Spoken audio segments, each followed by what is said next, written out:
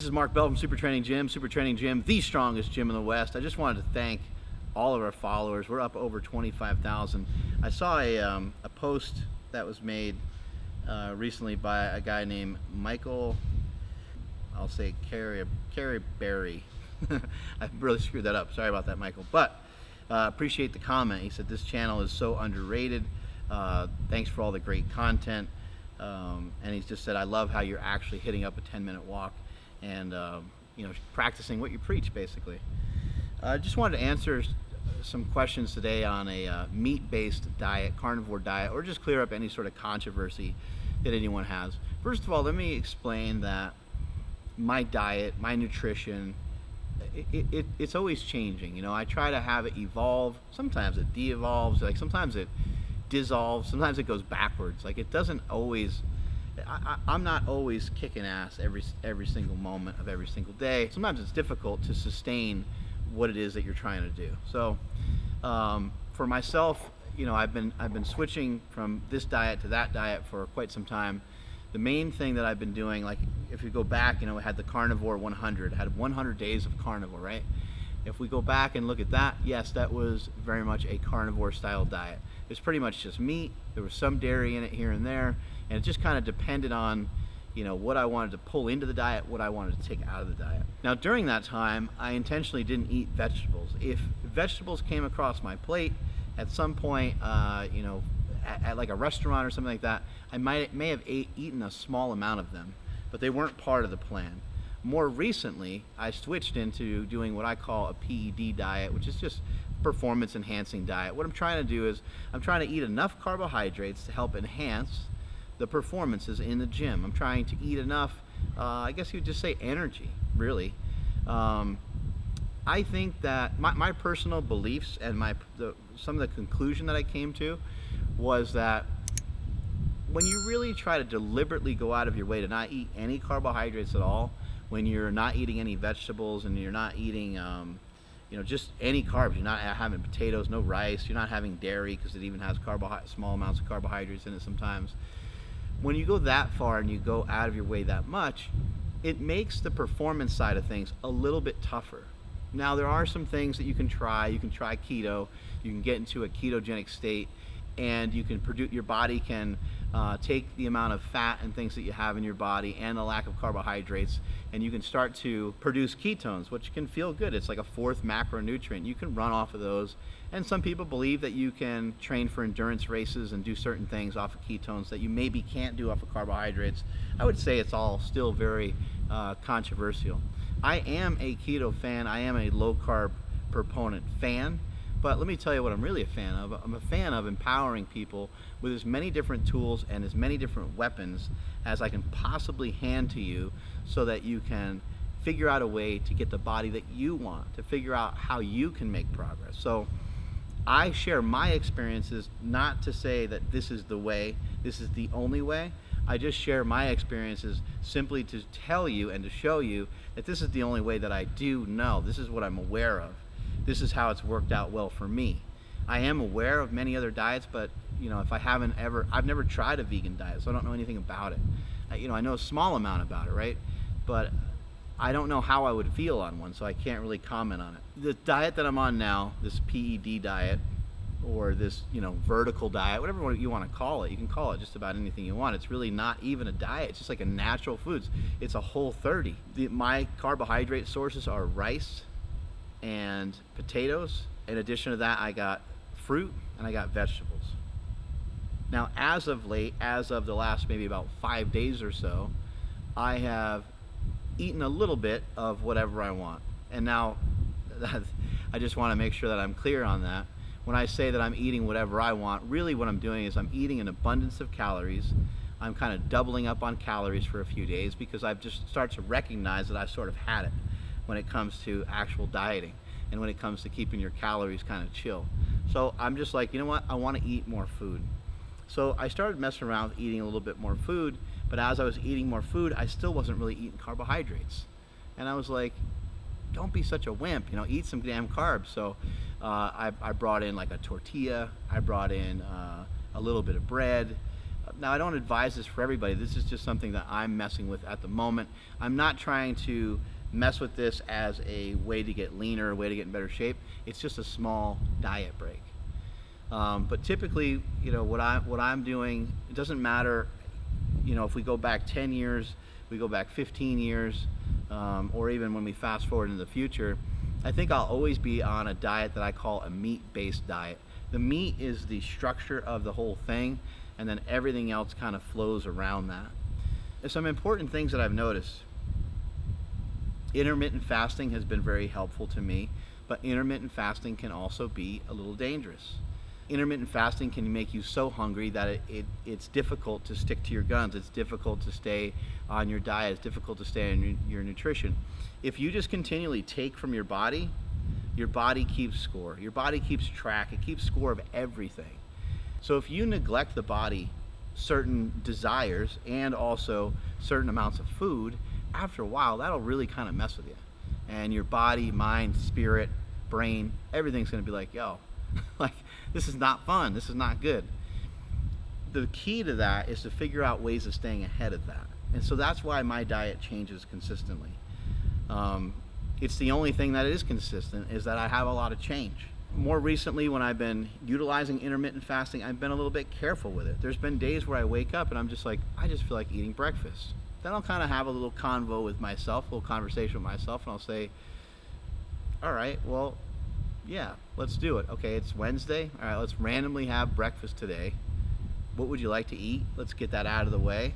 And then, I'll see how I feel tomorrow. And sometimes I might go a couple days without intermittent fasting. I'm not on like this.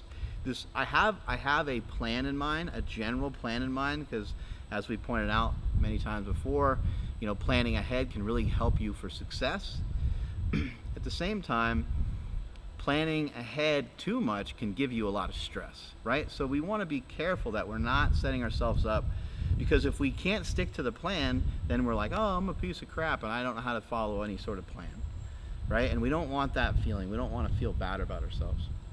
So what I really suggest for a lot of you had questions about, hey, are you still carnivore? It's hard to pinpoint like what is actually carnivore. Is carnivore only eating meat and not relying on any other energy sources at all? If that's the case, then I'm no longer on a carnivore diet. And then people ask, another question I get asked a lot is, why did you change? Like, why aren't you on the carnivore diet anymore? And I think those people, and this could be my own problem of interpreting what they're trying to say, but I think they're like asking like what went wrong? Like, what was wrong with, and nothing went wrong. Everything went right. The diet felt great. It felt really good, and I'm going to use it again. It's just like say like a regular squat or a bench press or a bent over row or a deadlift. Those are all great exercises, but I don't always only do them 52 weeks out of the year. Instead of doing a regular bench press, I might do incline for a while. Instead of doing incline bench press for a while, I might do dumbbell flat bench for a while. Like, I'm trying to hit things from different angles, and I'm trying to have fun with it. And when things are new, and when things are different, when things are just different, they seem like they're new, right? So I could take something old, I could take an old diet of mine, and I could start to implement that again, and it will feel like it's new. Like, if I jump back into keto full blast now and ate a ton of fat and switched out from what I'm doing now, that would feel brand new to me, and it would probably be a lot of fun. I'd probably enjoy it for 2-3 weeks. And why not use some of that to your advantage? Why not utilize that to your advantage? Because that way you'll never skip a beat. You can just keep going from one diet to the next diet to the next diet. When you start to do it that way, it ends up being, in my opinion, and this is how it worked out for me, it ended up being a little bit more of a lifestyle. It was just an overall lifestyle change. Like, yes, I'm going to always be on some type of plan. Still, every once in a while, I'm going to have a cheat. Last night, I had ice cream. Last night, I ate a hot dog with a bun. I also had a burger yesterday with a bun. I do it here and there.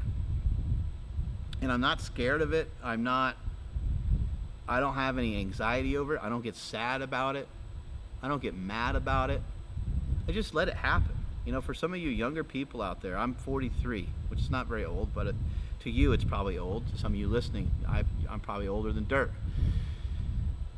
What I want you to know and understand is is that you have time for everything. You really do. I don't want you to be lazy and content and sit back and just be like, oh, well, I'm still young until you're not young anymore. I've seen a lot of people make that mistake as well. But you got time. You'll get yourself in better shape. It's going to be, as I always point out, it's a small incremental changes. It's a small incremental steps. When somebody graduates from college, right? This is a big problem with school in general. When somebody graduates from a school, somebody graduates from a college, there's a big focus on this piece of paper. There's a big focus on this diploma, and it's like, oh, you got a diploma. You graduated college, right? And then sometimes, I have no idea why this exists. This is probably one of the world's greatest mysteries. Sometimes you have to take that diploma and you have to bring it to a place to have them hire you. You have to show them, like, look, I'm a good boy, I'm a good girl, I went to school for this amount of years and I acquired this. And the fact that somebody would even care about that at all without having conversation with you about your actual knowledge base, to me is like, I can't even begin to understand it. And maybe it's because I had trouble in school, and maybe because I struggled in school, maybe I'm kind of just a little bit more against it than the next person. But it's just something to think about. It's not about the diploma, your diet, your training. It's not about the body that you're going to get at the end. It's about the process. It's about what you're going to learn along the way. You continue to learn. You continue to create knowledge. How is all knowledge created? All knowledge is created through something called error correction. You keep fixing these errors over and over and over again, and you continue to get better and better and better. And that's what you're going to do with your diet. That's what you're going to do with your training. That's what you're going to do with everything from now until eternity. That's how you constantly improve. But you're not necessarily setting out in the beginning thinking about how much better it's going to be when you're this, or how much better you're going to be when you're that. Because when you start to set that precedent for yourself, you end up feeling bad if you fall short of it. So I want you to be very careful of that. For me, I don't really care if I'm a little fatter than I was yesterday here and there. I don't really care if I have a little more bloat on me one day versus another. I know that it's for a reason, and I know that it's part of an overall learning process. It's part of a maturity. It's part of me learning my diet and getting more comfortable with it. So just to kind of verify and answer that question again, I am currently not on the carnivore diet, and there was no situation that happened that led me to have to go on the carnivore diet. Last thing I'm going to finish up with is I get asked all the time about fiber. People are always wondering about, did you stop the carnivore diet because you didn't have any fiber in your diet? No, absolutely not. You can look up some of the work from Paul Saladino. You can also look up some work from Dr. Sean Baker. Sean Baker has a website called meatrx.com. I cannot think of another website that has more information on a carnivore style diet. I cannot think of a person that has more information on a carnivore style and has been doing as long as Sean has been doing it, and rubbing elbows with all the people. I mean, he to me, he's the godfather of the whole thing. And so I really think that you guys, if you want to get into the weeds more, into the meat more, and pay attention to exactly what it entails to do a carnivore style diet, I really strongly suggest that you follow my friends, follow those guys, and also the work of our boy Stan the Rhino Efferding, who has the vertical diet, which is pretty much the diet that I'm on now. It's just that I call it something different because I started this many years ago in my book, The War on Carbs. I talked about it. It's just a small progression from a carbless diet where you just bring in some natural foods. I'll just rattle it off one more time in our departure here. For meat, I try to mainly eat red meat, but I also eat fish.